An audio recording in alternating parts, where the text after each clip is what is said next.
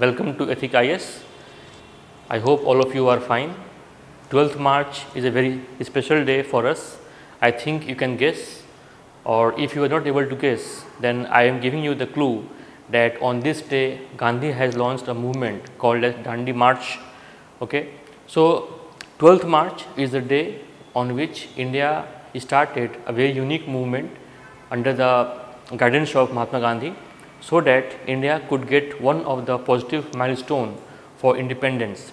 And ultimately this movement was also inspirational to start some kind of legacy for India in future, because we all know that by this kind of movement Gandhi started Dandi March to break salt law, and ultimately it was a movement through which Indians got their political consciousness at a high level, and ultimately with that political consciousness masses became part of our freedom struggle, which was somehow instrumental with the help of Gandhi.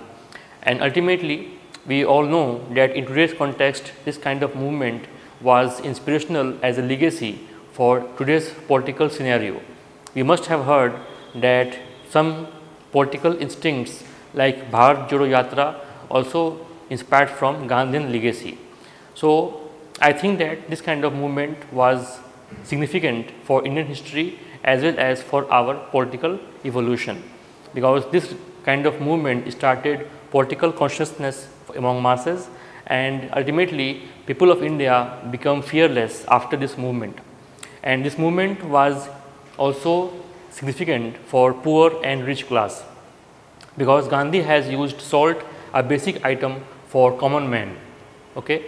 And ultimately when British government introduced some tax on salt, and that is how Gandhi tried to make this kind of issue as a political base for India, and ultimately this movement was becoming a huge success for Indians and also a very much problematic for the British government. So certainly on 12th March Gandhi introduced one of the important segment in our politics, in our history, and that is called as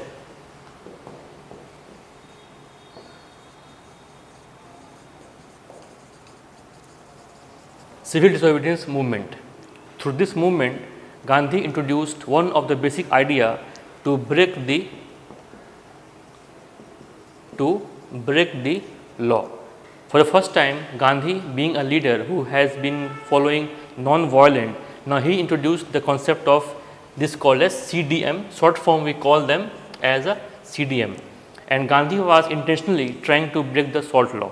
And through this concept, okay, salt was used as a basic element for political consciousness, and ultimately this salt become concern for both people, those who are urban and those who are rural. And by this kind of instrument, okay, Gandhi introduced some of the concept called as fearless Indians, who can become instrumental for our freedom struggle in future. And ultimately with that kind of concept many leaders across India ventured for this kind of movement. Some people broke forest law, some people had broken their salt law, like this. Okay. Ultimately this movement was instrumental for Indian significance, because this development give people one more expression of mass nationalism, which was also part of Gandhian legacy. Thank you.